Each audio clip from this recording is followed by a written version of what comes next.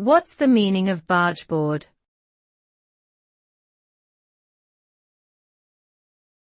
Bargeboard.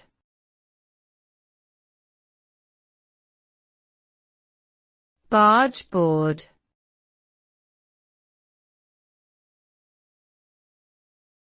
Bargeboard.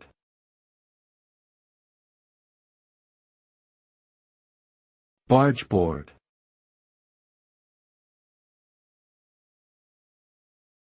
Bargeboard refers to a decorative board or panel that is installed along the gable end of a roof.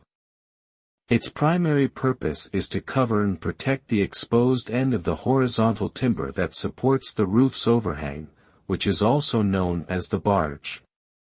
Typically made of timber, bargeboards often feature intricate designs and patterns, adding ornamental value to the overall appearance of the building.